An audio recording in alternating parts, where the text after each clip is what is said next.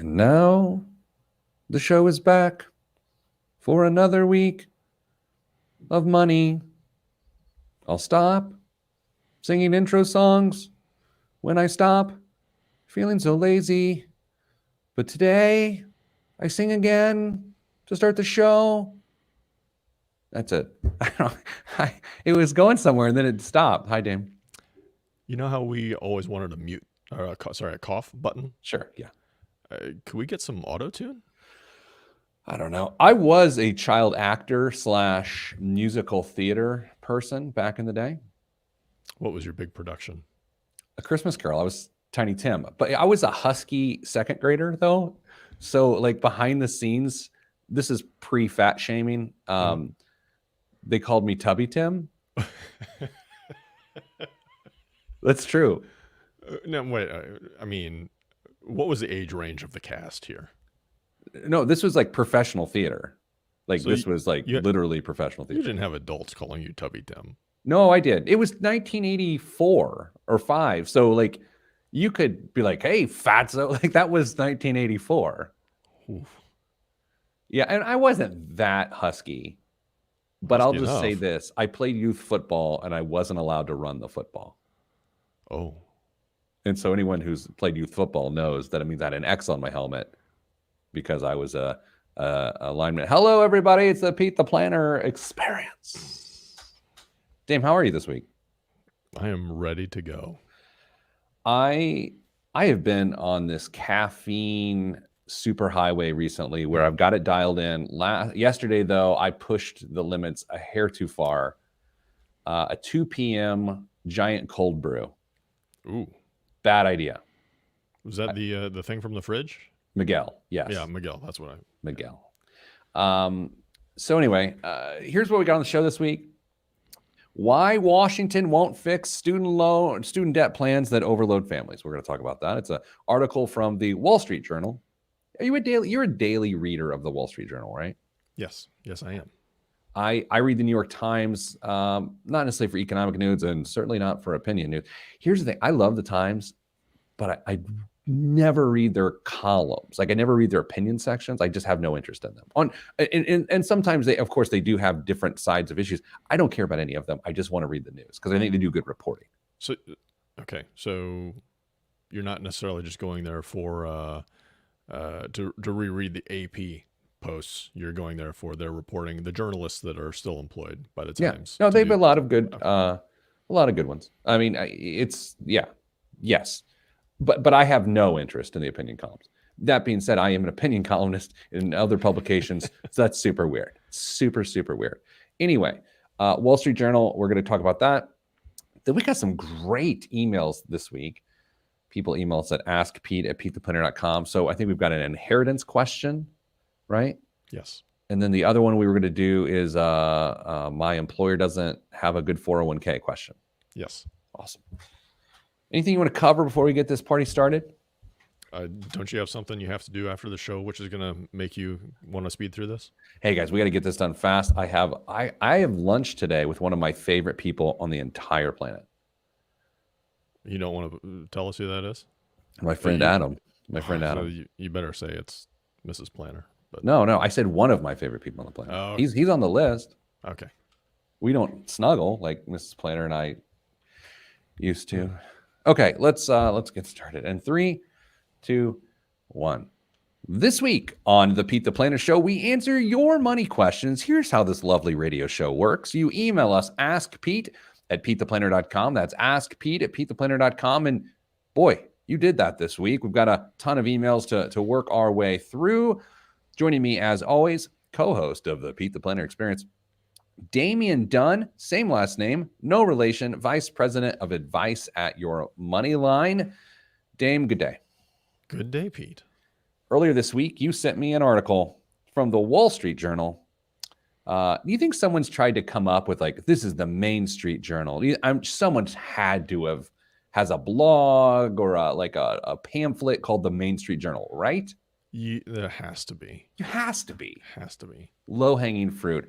The article is entitled, or is it entitled or titled? Titled, Why Washington Won't Fix Student Debt Plans That Overload families. If you step back from time to time and you look at really horrendous issues in our world, in our country, and you think, man, if we really wanted to fix that, we probably could. And then the weird, nasty question comes right behind that is, wait, do these people actually want to fix this? And that was the question being asked about the student loan crisis. And the article goes on to make 5 really interesting points as to why this isn't really being addressed. And Dame, you and I are not, we've talked about this topic a lot, but what we're not necessarily talking about right now is wiping out student loan debt. We're talking about preventing new student loan debt, right? Yeah, and totally. I mean, this is a fairly unique problem because the people who really care about it the most are people who are currently saddled with the debt that they took out, and they see the need for changes to be made. However, parents who have kids that want to go to school, they want to send their kids to school, don't want these changes to be made because this is their emergency exit. This is how they're going to make it happen. They want to make sure the money is there and available so they can send Junior off to college to get that education that maybe they didn't have or they think he may be entitled to. So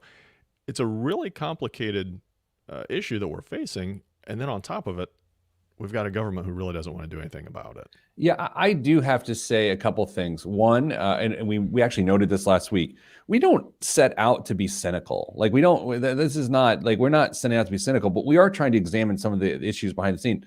I would also note, we are also not going to oversimplify this issue. As you just said, this is really complicated because in some respects, solving the current student debt problem, people with current balances, makes it worse for people to come.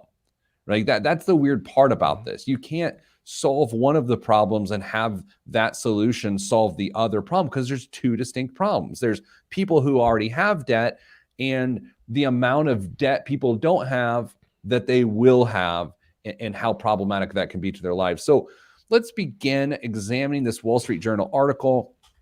Dame, what are the primary reasons? Let's start with number one. The number one reason why Congress isn't doing anything to prevent the oodles and oodles of student loan debt yet to come. I feel like this should be a Letterman top 5 or top 10 list instead, but we don't have Paul here, so we won't go that far. Sure. Changes are a hard sell. People, as we just discussed, who need to take this money out don't want anything to change because solutions come in 2 flavors. Either they're going to cap the amount of money that people can borrow, or they're going to tighten the requirements needed to borrow that cash. For folks who need it, neither of those things are acceptable or appetizing to them. So if the government wants to say, yeah, this is probably in your best interest, nobody wants to hear it because that's how they were planning on paying for school. Yeah, this is in your best interest thing, turns out, doesn't fly. Even if it is theoretically in a person's best interest, I would also note, though, this is, and let's remove the government aspects of this. I believe in 2005 and 2006, this is what got so many people in trouble from a housing perspective, is that the housing industry stopped making that judgment of this is not in your best interest. And by the way, me saying not in your best interest as it relates to housing is not a mortgage joke.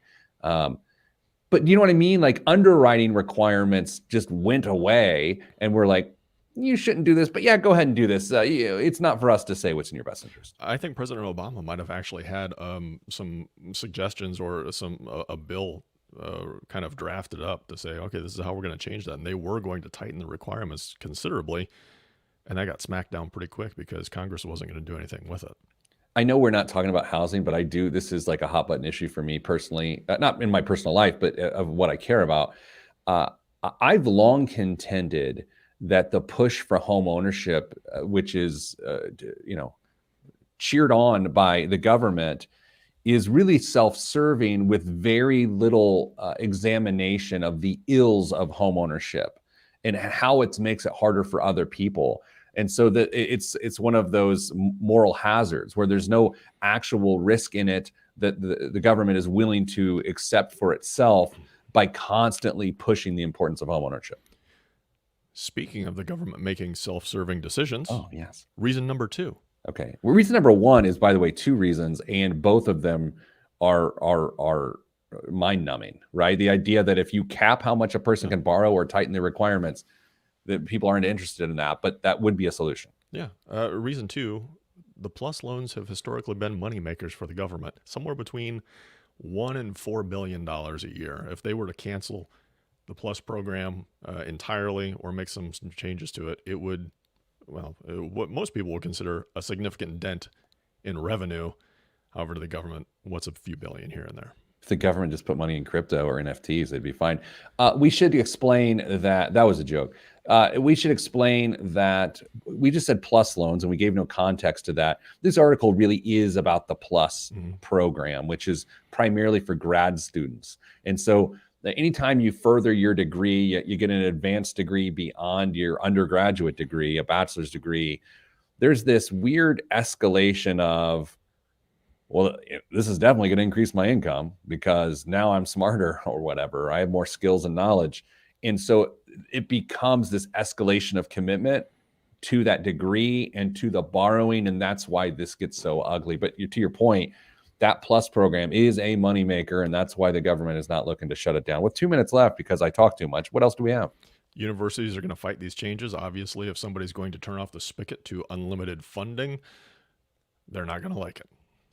I think that actually might be the main reason, because the universities so depend on this blank check around education. And I mean, we have clients that are in this space, and so hopefully none of them are angry by that, but it does happen economically to be true.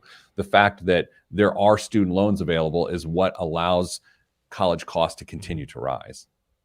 Yeah, entirely. If they knew they were only going to be able to get X number of dollars out of the vast majority of their students, you might see things change a little bit. Reason number 4. Borrowers aren't often who Congress expected. So we see numbers and numbers of folks going into grad school, getting advanced degrees. And even if they come out with a very good degree, sometimes their debt can be 2-3 times more than what their annual salary is. And that is a very tricky place to be in. Yeah, that's interesting. Policy sometimes doesn't match the people it's intended to serve. I think we've learned that with the stimulus more than anything. Yeah, totally. What else? Number 5 reason that we aren't seeing changes in the student loan problem. Congress doesn't think it's important enough. You know, I will say on this one, there's a lot going on, a lot of plates spinning, a lot of plates have hit the floor.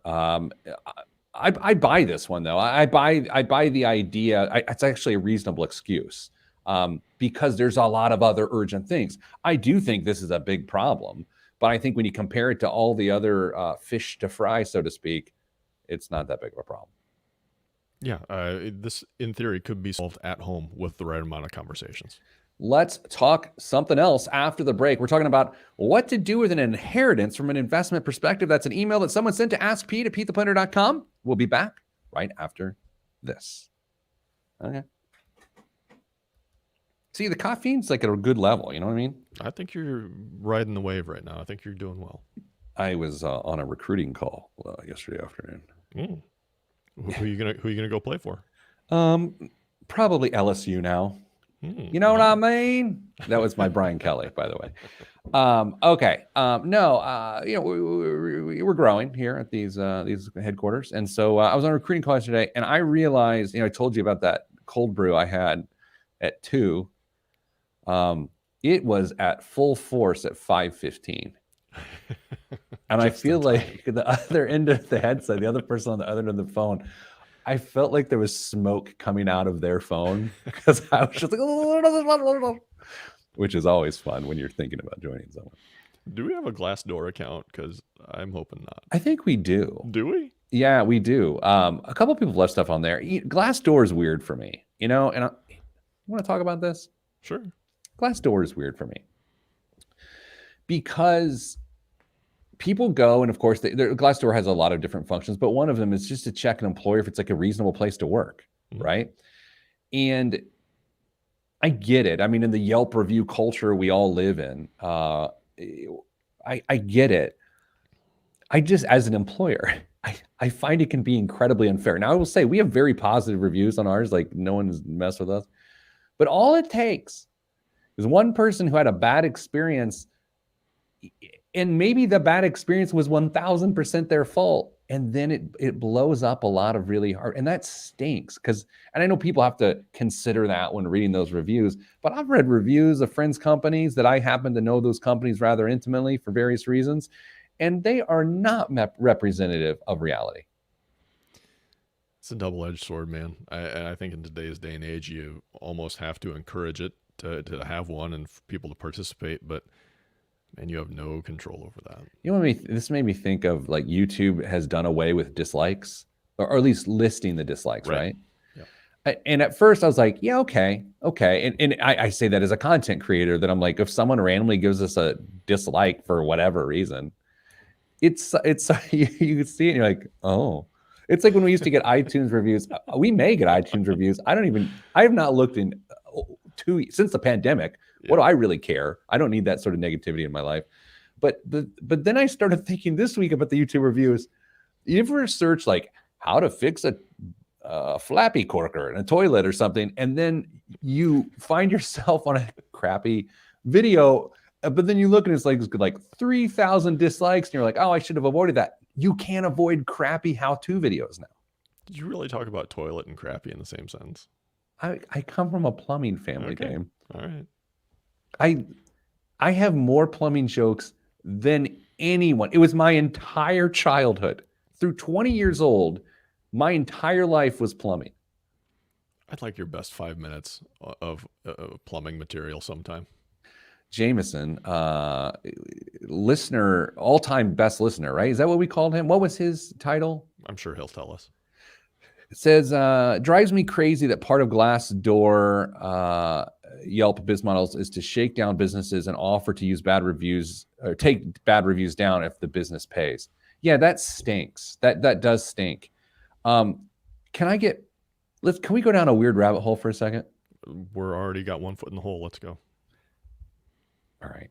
I wasn't going to do this, but now I have to do this. You've taken me to a dark place, people. Oh, Jameson says he's got the Chip Maxwell Lifetime Listener Achievement Award. That's true. He does. All right. So, Dame, you know I hate Yelp reviews like nothing else. Yep. Like I find them, other than I love very critical McDonald's Yelp reviews. You can spend hours being entertained by those. Anywho. And I also don't like when people say anywho. So I'm sorry. I just said that. One of my favorite restaurants in the area of which I live is a certain place that I'm not going to mention. It doesn't matter. I have a few different restaurants I like. I like this one. I like the staff. I like the owner. I like the chef. I like them all. And no, it's not friend of the show, Neil. Okay, it's not that. Well, so we were there the other night, and I was making reservations, and I happened to look on their open table reviews, just to like, oh, the reviews, 5-star reviews. So they're 5 out of 5 stars. But last week, someone left a horrible review. And so I read the horrible review, and it made me so irrationally mad that it ruined 2 days. Oh, man. Okay, now here's what's going to happen next. What I'm about to share with you will also make you irrationally mad, or you'll question why I'm so irrationally mad. Are you going to read it dramatically like you were the person that wrote it? No, because it could get really misogynistic if I did. Oh, okay. All right. I'm just being honest. All okay. right.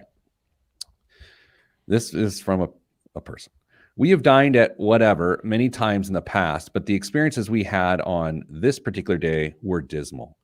From the outset, the restaurant manager, who was also the hostess who seated us, was very sarcastic and unpleasant when I requested a different table than the one she initially showed us.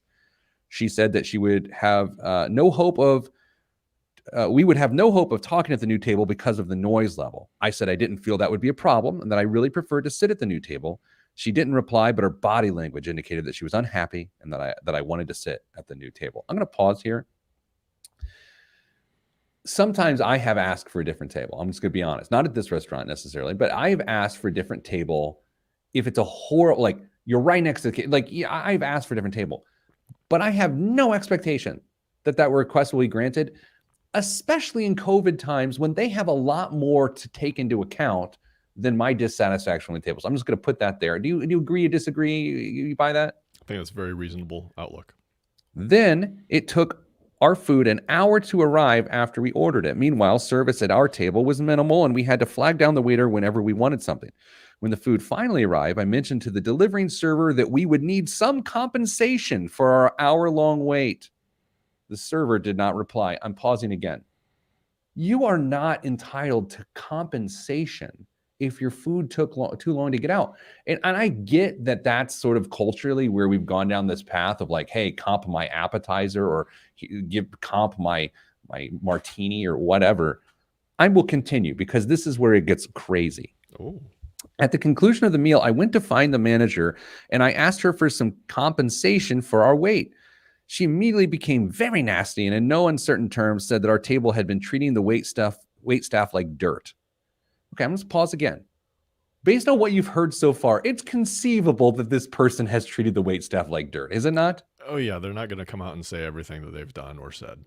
I denied that because we had been more than polite with the wait staff. She said there's no way we're going to get compensation, and that the restaurant owner then joined in to rudely and repeatedly deny us compensation. Another of my dinner companions went over to the owner to plead our case, whereupon the owner used foul language to deny us any compensation. So now they're ganging up on the owner, another person in their party, to demand compensation.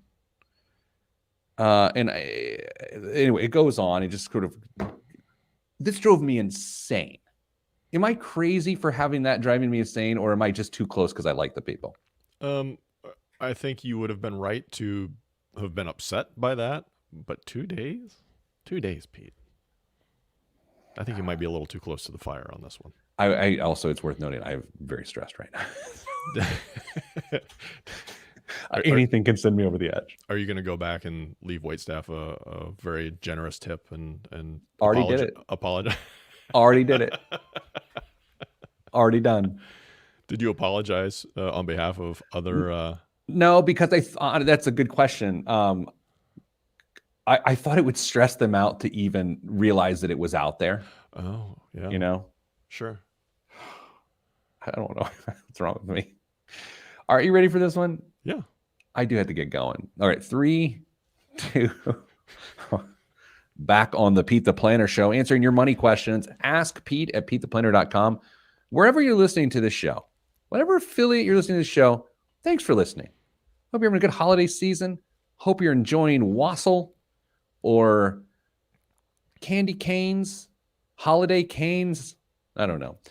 Dear Pete, oh, hello, Pete and Damien is what the email starts out. Dame, you got a little bit of love there, buddy. That's nice. I love your show. I'm a 57-year-old African-American divorcee with 2 adult daughters. I'm in. Oh, wait. Ages 21 and 19. Both are in college. My oldest is graduating in May, and she secured a job with a major company in her field of study in her dream location, California. She is coming out. Wait, do you think only old guys like me say California? Like, isn't it like a dad thing? It's very possible. I think that's a generational thing. She's coming out of college debt-free. That's fantastic. I mean, if people just want to honestly send us emails here and say my kid's coming out of college debt-free all day long, do it. Ask Pete at PeteThePlanner.com. We will celebrate you. My youngest is in private school in Washington, D.C. That's fairly expensive, but she will also come out debt-free. Come on.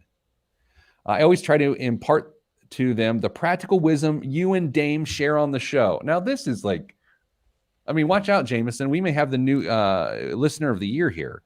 Yes. They both have inherited $25,000 from the grandparents' estate. They cannot have the money until they are 35 years old, which turns out, because I paid attention in school, that's also the year, the age you can become president of the United States, which these people seem like they're on track. Here's my question. What is the best investment strategy to grow this money for them? I would like to them to use this money as the cornerstone of their retirement nest egg. I'm looking at a 40 to 50-year investment horizon. I'm fairly risk tolerant given the time horizon. Thank you. Also, is this the type of advice that is given at Hey Money? A good question. Hey Money, of course, is our consumer service where we help people solve financial problems. Actually, truth be told, Dame, this is not something we would answer at Hey Money. No, because it's going to get really close to specific investment advice. So we could talk in generalities, but we couldn't get super specific. She says, do not use her last name, and I will not use her last name. I won't even use her first name because it's actually a unique first name. So I'm not going to do that either because I'm not trying to out anybody. Man, what a great mom, right? Totally. Can we start there? Yeah, they've done a lot of stuff right. Getting their kids through school debt free. She wants to use this inheritance to really just solidify their future before they even really get started with their future. So good on them. Do you ever think as an adult, you do the right thing and you do it because it's the right thing to do and you benefit from it, but it's still nice for an outside person to fully acknowledge what you've done, and not because you need your ego stroked, but it's just validation. And so like in this situation, I look at this, I'm like, hey, friend, I'm not going to say your name. You did it. You did it. I mean, this is what I want to do. You've done what I want to do. And I appreciate that. So, Dame, okay, here's what I don't understand. They can't access the inheritance until they're 20 or 35 years old. Is she insinuating that she can control how it's invested now? If she's the trustee, she might be able to.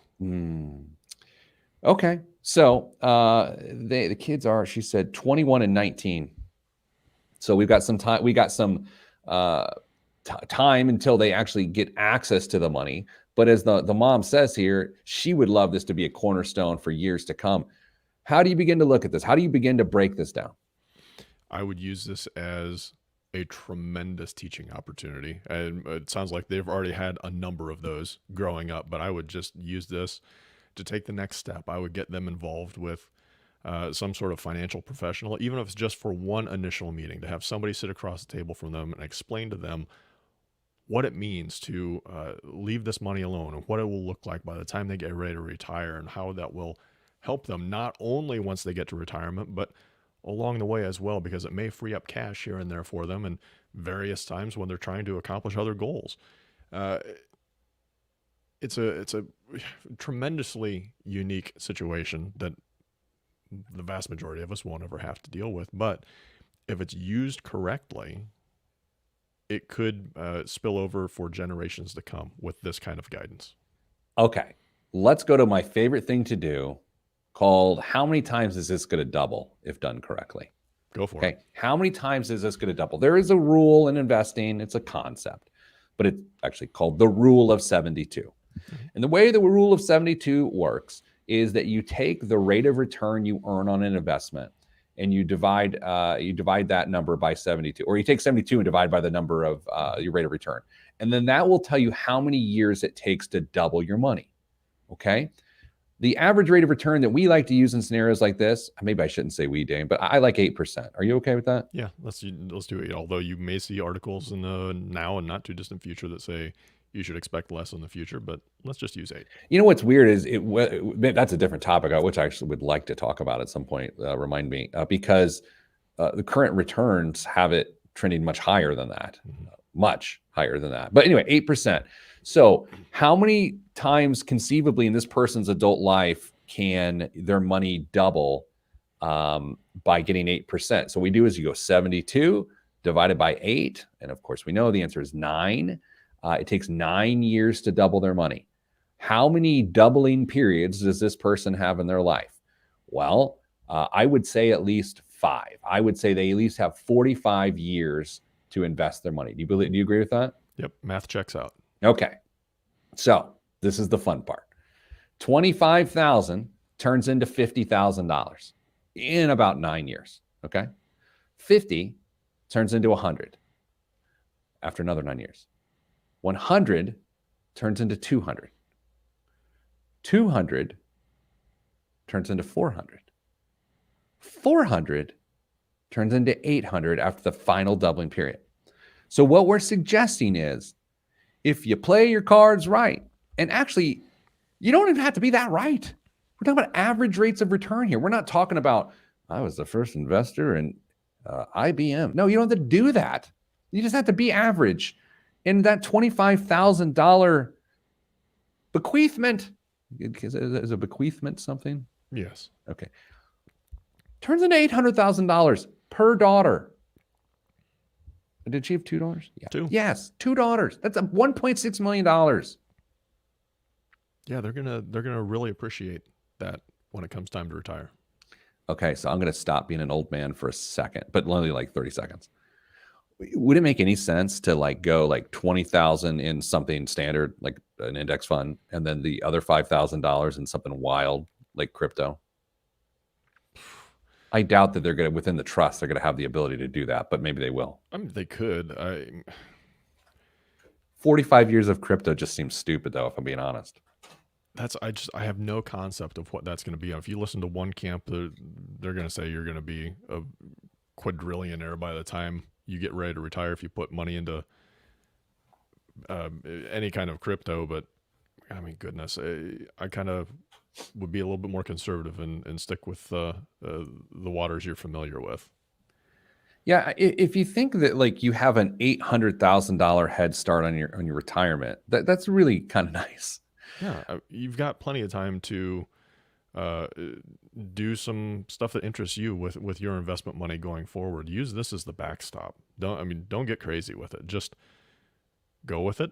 Let it grow. Let it do its work, and then use your own money to experiment a little bit with. The Chip Maxwell Lifetime Listener Award, Jameson, who is following along right now on our Facebook live stream, just noted that you got to make sure you don't lose that crypto key in that 45-year period. And boy, is that not true. Yeah. What I would also say is that you may have to be very conscious of the prudent man rule for investing these funds. So make sure you're not going to invest it in anything, or somebody else isn't going to invest it in something that one of the kids may look at down the road and say, why in the world did you do that? And I think I might sue. I think you meant the prudent person rule. Coming up after the break, a question about a terrible 401k at work. Should it change your strategy? All that is next on the Pete the Planner Show. I'm Pete the Planner. We do got to get through this. I got important stuff. Of course you do. You're an important person. I don't know about that. I feel like we'd cut down on the number of stories we were telling between segments. Until today. I mean, if you have a favorite restaurant up in the area of which you live, right? I do. And you know the people? Yes, I do. Okay. If you read that review about those people, would it infuriate you? I would be upset and a little heartbroken. I don't know if it would infuriate me. I wouldn't be looking to go curb stomp anybody, but what if you don't sleep very well these days and drink too much coffee? I would be righteously angry. There we go. Whew. I just got to keep bending until you agree. Yeah. I'm leadable. I know what you're trying to get at. Yeah, I love it. All right. Here we go. Let's do the next question, which is, yeah, I like that 401k no match high fees question. It's a really good question. Mm-hmm. I'm anxious to see what you say. Jameson just noted, Jameson's like part of the show today. You want to get in here, buddy? I assume you added your own amazing review to put balance back into the universe. That's a great question. And of course I did. But they don't need it. That's the most ridiculous thing. It's out of 5 stars and they have 5 stars. This was just such a stupid review. You could go in there and pose as a wait staff and say, here's our side of the story. I'll also note in talking to my friends in the restaurant business, which explains why I am still a little bit husky. I've had several restaurant friends say, like, there's a lot of momentum to want them to leave the industry simply based on the attitude of the diner these days. And it is ugly. And I guess to be fair and to be somewhat empathetic, people have been through a lot. It's almost like the flyer, the people who are freaking out punching flight attendants. It's the same vibe, right? I get we're sort of feeling like caged animals, and I feel like certainly people are not feeling respected in some way, shape, or form, but the discourse continues to get uglier. Yeah, I think you're going to see a lot of folks in customer-facing jobs and roles are going to start pulling the ripcord and saying, I'm out. We have a friend, coworker, who has a friend who started up a therapy service for flight attendants. And we want to have her on to talk about it. We were talking about it the other day, and we said we're going to have her on. We got to have her on. I also have to note, and I got to get back to Joe from Stacking Benjamins. Joe Saul Sehi has a new book coming out. So we're going to have him on the show in the coming weeks. I just have not emailed him back. So Joe, I know you're not listening to the show, but if you were, I promise you I'm emailing you back. New book coming out through Penguin, and you know what? We're going to have him on, but let's go ahead and talk about it. It's called Stacked, Your Super Serious Guide to Modern Money Management. It's coming out December 28th. I will absolutely have him on the show. I just have to return his email. Did you get an advance copy? He said he's going to send me one. I just haven't answered his email. I mean, it'd probably be best if we each got one so we could ask intelligent questions. I'm not interested in intelligent questions. Man, Joe, if you guys don't listen to Stacking Benjamins, you should.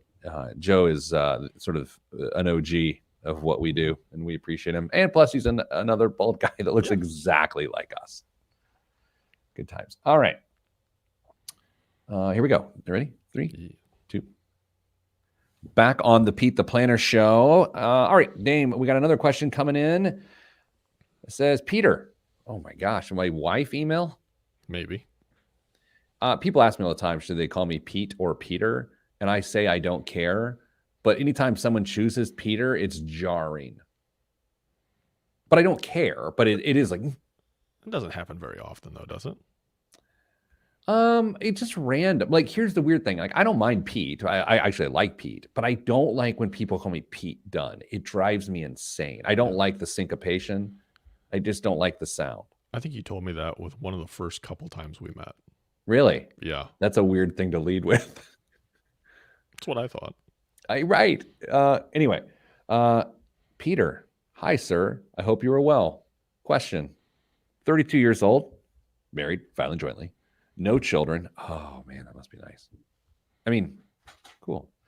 2021 gross income will be about $205,000 American dollars. In 2021, we did the following. We maxed out both 401ks pre-tax.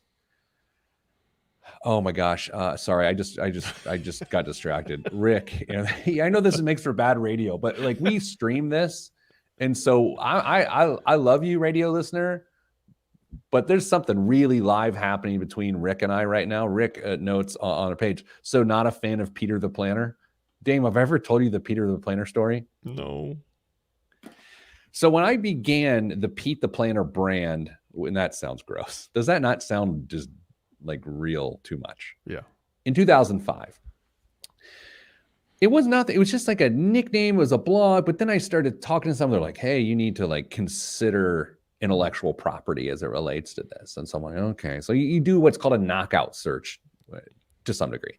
You say, well, hey, does anyone else use this or this or that? And no one used Pete the Planner, but soon thereafter, a man out in California began using Peter the Planner. And he was trying to do a similar thing. And so there was this Asian man in California going by Peter the Planner. There's this bald-looking Midwesterner named Pete the Planner. And so there was like this moment in time in which it was like, what's going to happen next?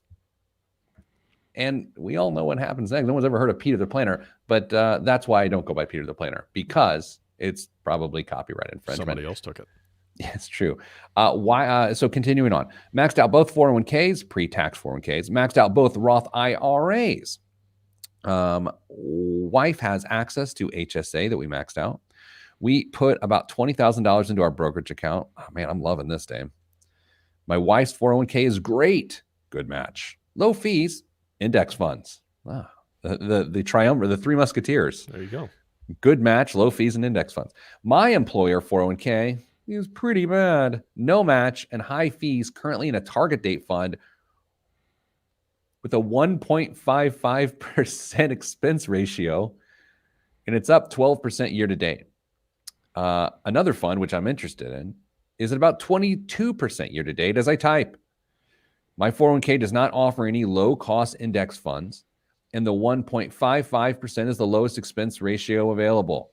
So my question, for 2022, do I max my 401k out, or do I just invest in a taxable brokerage account? We will max out my wife's 401k, HSA, and both Roth IRAs. Is the tax advantage in my 401k worth it for the fees and to underperform the market? Oh, I appreciate it. Stay getting money, Eric. Okay. Man, I have conflicting thoughts, if I'm being honest. What do you think? I am somewhat conflicted, but I think there is a very reasonable answer going forward. Okay, what is it? We'll get to that in the next segment. No, wait, no. Was that you stalling? No. Okay. First of all, power percentage. Ooh, this guy's got a good one. Oh, yeah, he does have a great power percentage. So what we've got here, there's a little bit more information that was provided to Pete and I that we're not going to share across the airwaves or the internet waves or whatever. You're definitely stalling. No. What we know is they've got a nice little nest egg, 401k. They're building up some other balances in other qualified accounts, brokerage accounts, well on its way. And they're 32 years old. I think if they can stay on this track and kids are not in their future, he absolutely contributes to a brokerage account instead of his 401k to bridge an early retirement for the two of them. Okay. This is interesting. Can we be point counterpoint? Sure. There's other ways this problem can be solved. There really is. By the way, I like your solution. I don't disagree with your solution. I would just like to offer a different point. What if he goes to his employer and is like, hey, I like working here a lot. A lot of us do. We like the free cheese in the break room. I don't know. You got to make some stuff. I got to bottom up. The old S sandwich, if you will. And then you say, but something problematic here. Like if I went and worked for a competitor, someone down the street, or like this would be the impact from the end game of my retirement account. Just with just normal stuff. And I'm not making these numbers up. This is true. I pay 1% or more with an underperforming situation, and you're not even matching. So I'm not asking for a match necessarily, but what I am asking for potentially is for you to make a different decision with who our retirement plan is through. Now, Dame, I'm breaking character there. I am an employer. I don't know if you know this. Yes, I do know that. Okay. And while maybe I can't increase the match, it is conceivable that you find a better option for your people to invest in. That's just several hours of work, but it is worth it if it keeps people happy.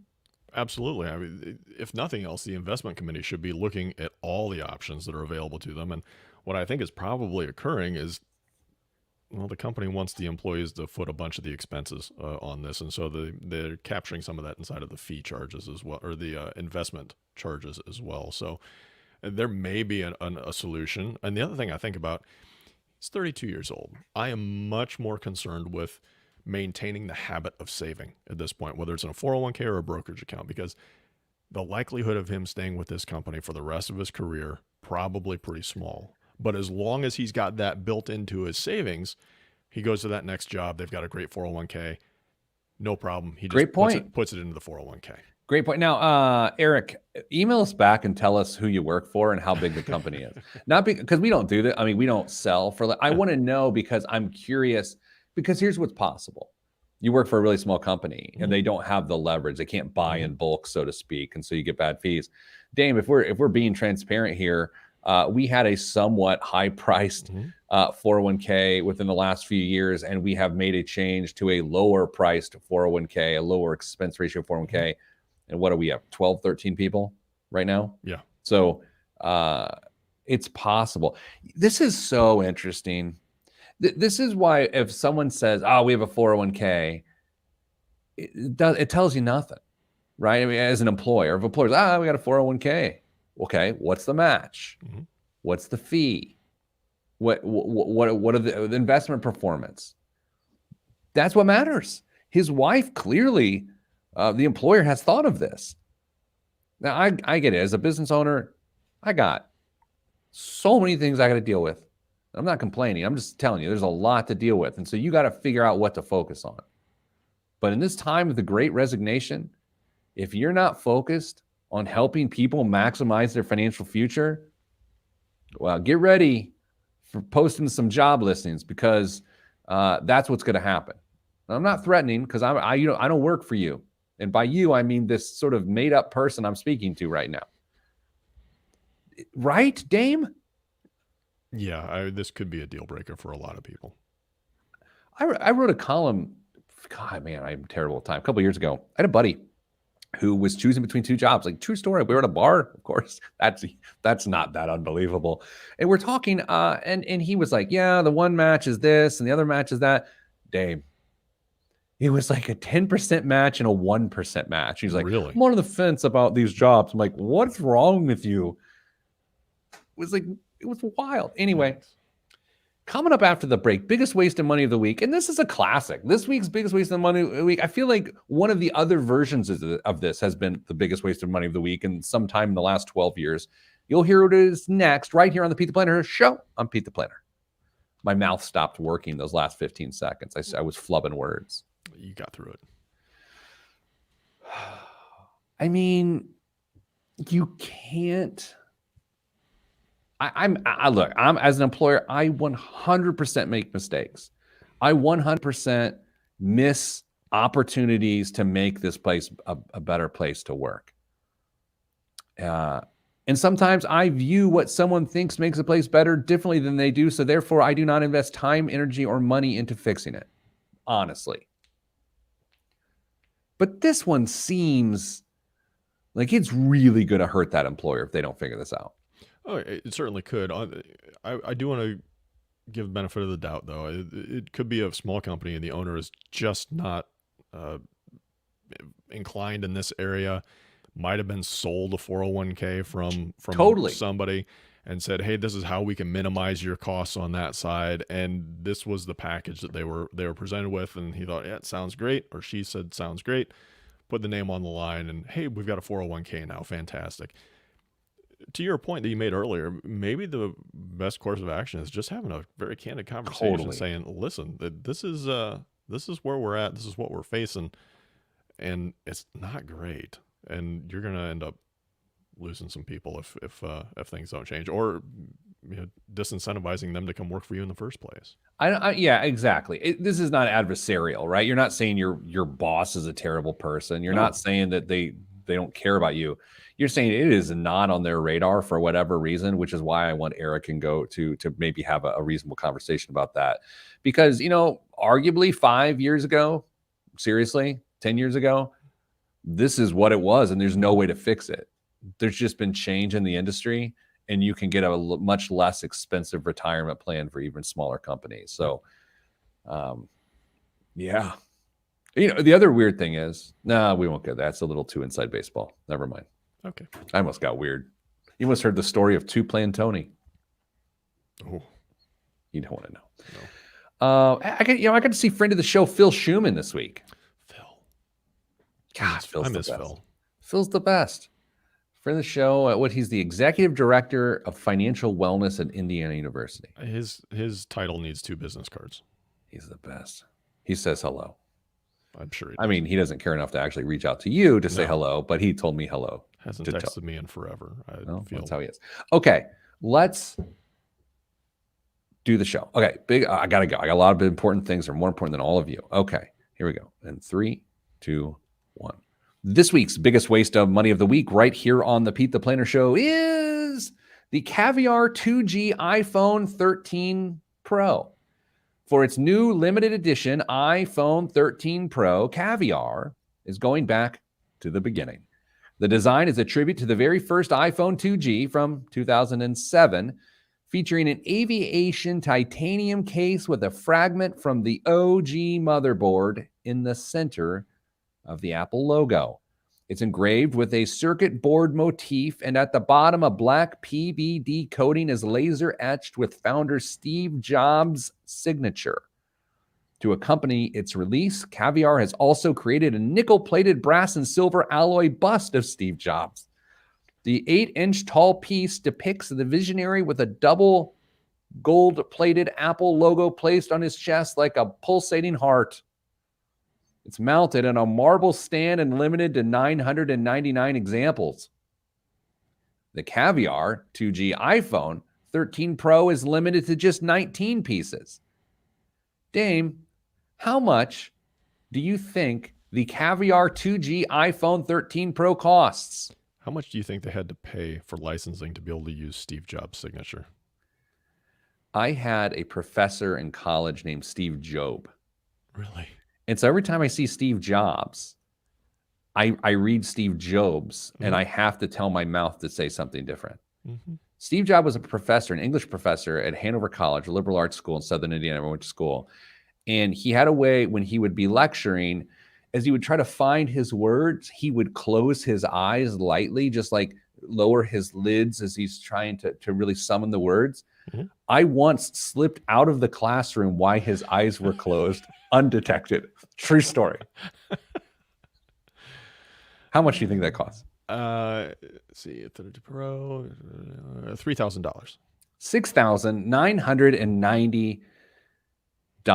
And the sad part about it is, and we all know this to be true, the second the iPhone 14 comes out, all of a sudden the battery life starts to struggle. I don't know what you're talking about. Whatever. Dane, what's in the news this week? Pete, have you ever wondered how your income stacks up against your neighbors? Yes, actually, I have. Okay.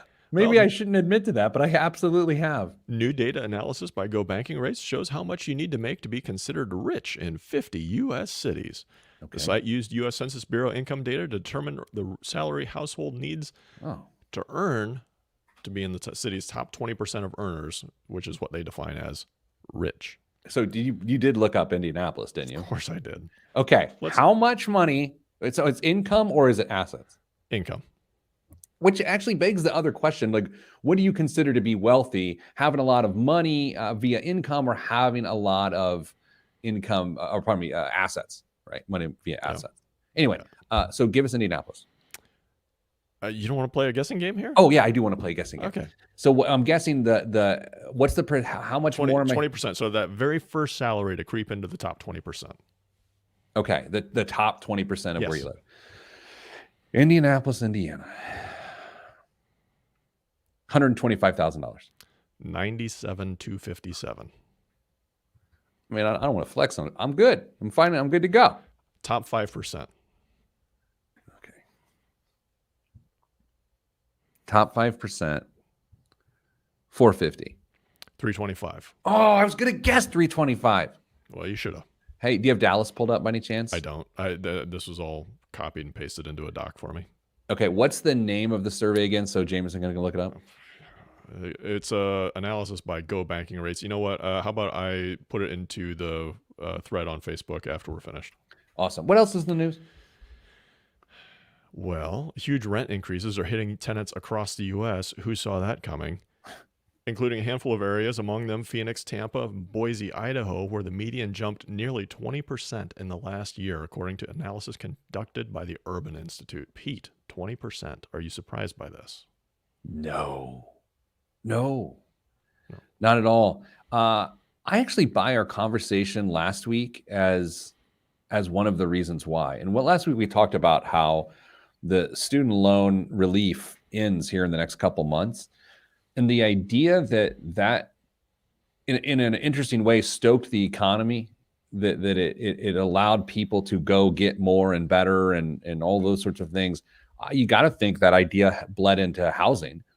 Like people were putting more money into their mortgage payments or rent payments. And so, I 100% buy that. And I would also note that it's going to get worse because of the eviction moratorium. But yeah, I buy that. Yeah. Americans are applying for credit cards at a rate not seen since before the pandemic. Close to 27% of U.S. consumers said in October alone that they had applied for a new credit card in the past 12 months. Sorry. In October, in the past 12 months. From October. It's bad copy. What? Bad copy. Wait, okay. I would also that's okay. That's not as bad as what the copy indicated, but 27% in the last 12 months, a quarter of Americans have applied for a credit card in the last year. According to the Federal Reserve Bank of New York, that is correct. Okay, Dame, we're going to do it. Have you applied for a credit card in the last 12 months from October backwards? No. Neither have I. Okay, so there's 50% of people who have not. The story is completely false based on our very small sample. Facebook Live, let us know right now. We're just taking the first 4 people because this is how scientific surveys work, right, Dame? Totally. Have you applied for a credit card from October of 2021 back to, I guess, September of November, whatever, a year back? Yeah. Nope for Jameson. So there is 75% have not. The next person that weighs in, Rick says no. Stupid survey. We win. Government doesn't know what they're talking about. I don't think this is how this works. I think it is now for our show. Okay. Oh, Daniel says no as well. So look, now that's 500%. That's amazing math. Yeah.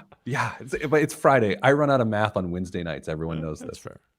fair. Swiss watchmaker Patek Philippe is releasing 170 limited edition versions of its famous Nautilus reference 5711 in partnership with Tiffany. It's retailing for a cool $52,635 if you can get your hands on one. If you do, you could resell it for more next year. It'll be retiring. Patek Philippe will be retiring that watch at the end of next year. Pete, is this a biggest waste of money candidate? I almost chose it this week. I saw that story earlier this week. It almost was there. I will note this, though, that I get into weird internet rabbit holes, especially on YouTube.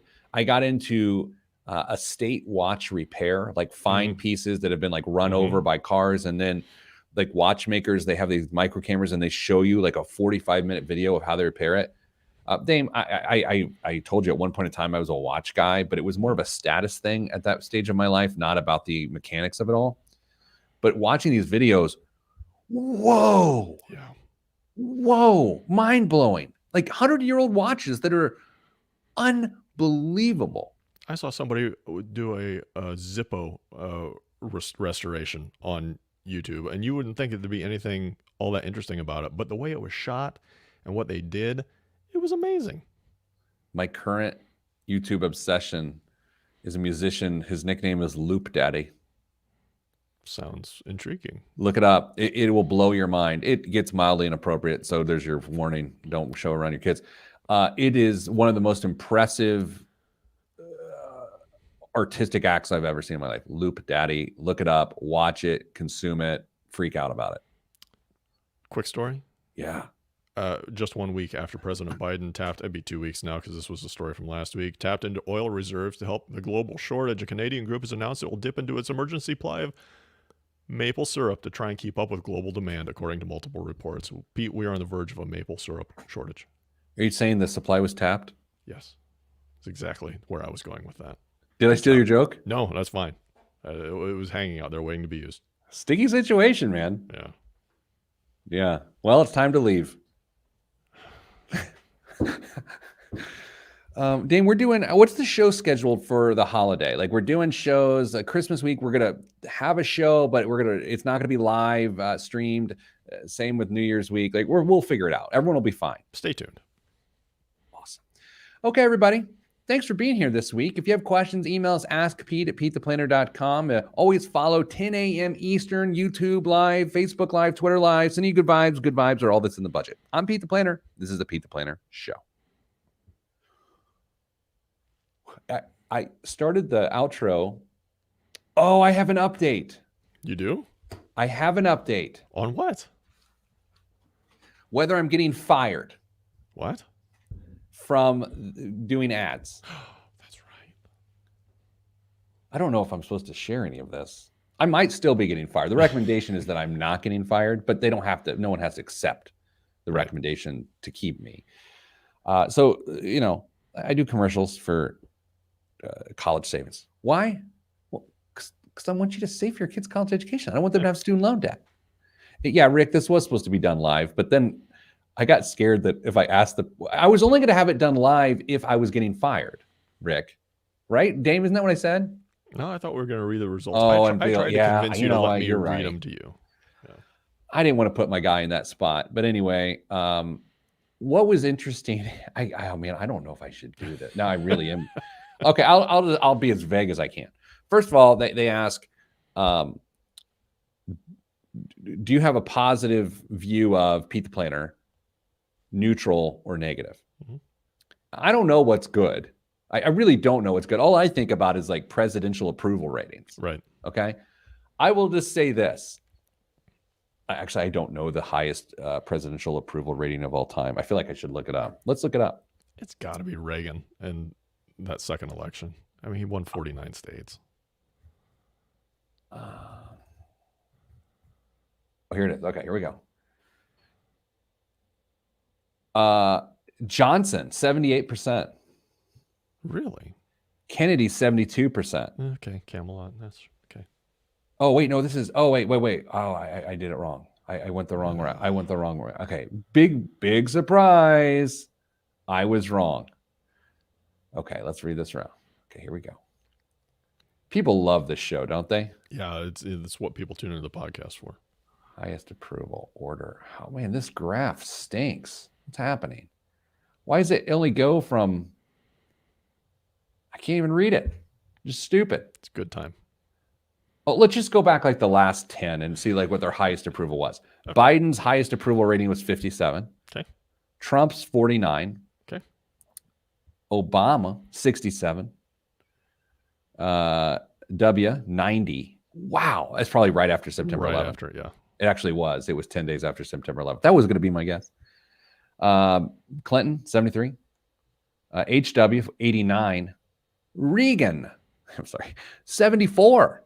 Really? Yeah, you were wrong. Okay. Carter, 74. Oh. Ford, 73. Nixon, 66.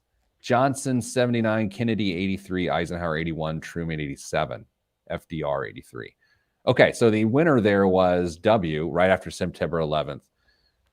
And I'm not dismissive of that because I remember watching him stand on the rubble. And he was just like, wow. Okay. Yeah. And then throwing out the first pitch and strike. Oh, Right down the middle. Like I was riding a bald eagle that night. You know what I mean? My approval. I try to keep it straight. Sometimes I can't. My approval rating was really high. It was high. It was really high. I don't want to give it because I'll tell you later, but it was higher than Clinton's, higher than Obama's, higher than Biden's, higher than Reagan's, and higher than Carter's. Congratulations. So that was good. Yeah. Whatever. The other thing they asked, and this is where I've got to watch it. They just asked generally, before they asked that question, they said, who is the spokesperson for this? You know, just general awareness. Mm-hmm. Like, we put this out here. Do you know what's going on? So people guessed me, right? Guessed me. People were asked. That's good. That's good awareness. It worked. The other guesses on the list, though, were wild. Was it a multiple choice quiz? No, they just had to say. They just had to say who it was. It was just like fill in the blank. It was a voice survey, I think, or something. Dude, I'll send it to you because it's crazy. Mrs. Planner was laughing. I can hardly wait. Laughing. Okay, that's it. I feel like I've given some to the people today. You did a nice job. It was admirable. Dame, I hope you find love and peace in your life. I have to edit this stupid thing. I'm just trying to find a couple bucks to give to my son for his tooth that he lost. Oh, how'd that go? It went well. It was fine. He got some ice cream after the fact, and everything was good. But it looks like a little basilisk tooth. That's a Harry Potter reference for those of you. Basilisk? Yeah. Nerd alert. All right, Dame. Tell TD I said hello, and I feel like I should send him money for that. You're a little kid. You have a tooth extracted. I mean, the tooth fairy better roll up in a Bentley. That hurts. Probably not. I don't know. We're up in northeastern Indiana. It's more likely to be like a really nice truck. John Deere. So you good vibes. Wait, I already said that. Stay getting money.